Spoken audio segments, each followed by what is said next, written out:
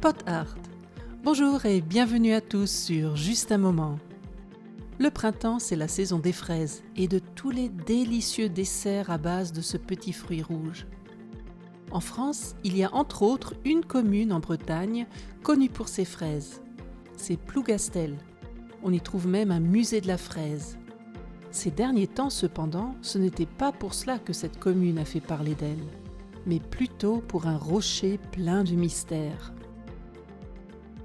Il y a bientôt un an, la municipalité de Plougastel, une commune située dans le Finistère, en Bretagne, a lancé un concours qui était doté de 2000 € de prix. Que fallait-il faire pour remporter cette somme d'argent ? Eh bien, il s'agissait de résoudre une énigme vieille de plus de 200 ans. En effet, dans une des anses de la commune de Plougastel se trouvent des inscriptions mystérieuses gravées sur un rocher.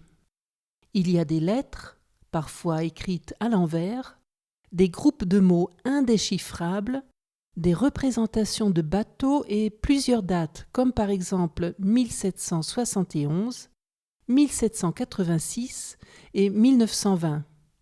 Les deux premières dates correspondent à la construction d'un fort situé non loin de là. La dernière date, 1920, n'a pas de lien direct avec les deux autres et les inscriptions. Apparemment, un soldat russe qui était en garnison dans le fort aurait écrit cette date sur le rocher. Que sait-on d'autre au sujet de ces inscriptions ? Eh bien, pas grand-chose. On ne connaît ni l'auteur des inscriptions, ni même la langue dans laquelle ces inscriptions ont été gravées. Voulant enfin trouver une solution à ce mystère, la municipalité de Plougastel a donc lancé un concours. Linguistes, historiens, amateurs d'énigmes, tout le monde pouvait participer. Et quand je dis tout le monde, alors cela signifie qu'en effet, l'appel à décrypter le code secret a fait le tour du monde. Des médias du monde entier ont parlé de ce concours insolite. Plougastel et son rocher se sont retrouvés dans des reportages de la BBC, de CNN, de Fox News, dans le Daily Mail, etc. Le résultat a été que la commune a reçu plus de 2000 mails de candidature du monde entier. Finalement, 61 dossiers contenant des propositions de traduction ont été renvoyés. Il y en avait qui venaient même de Norvège et de Thaïlande. Qu'en est-il aujourd'hui du mystère du rocher de Plougastel ? A-t-on enfin trouvé la solution à l'énigme ? Alors, un groupe d'élus et d'historiens a attentivement examiné chaque dossier. Et ils ont finalement retenu 2 propositions de traduction.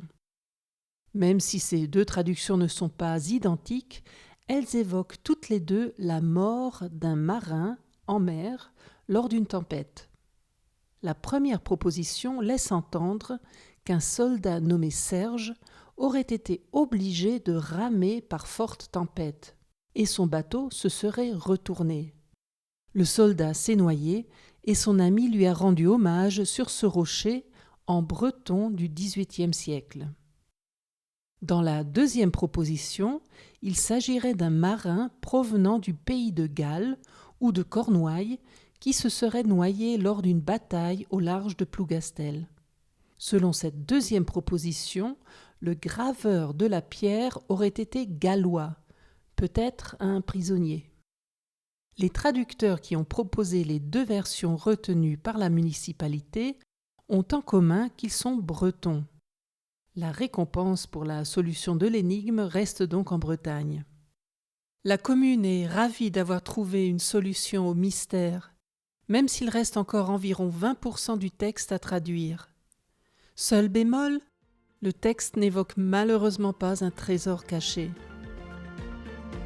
Et voilà pour aujourd'hui. J'espère vous retrouver pour notre prochain rendez-vous le 1er mai.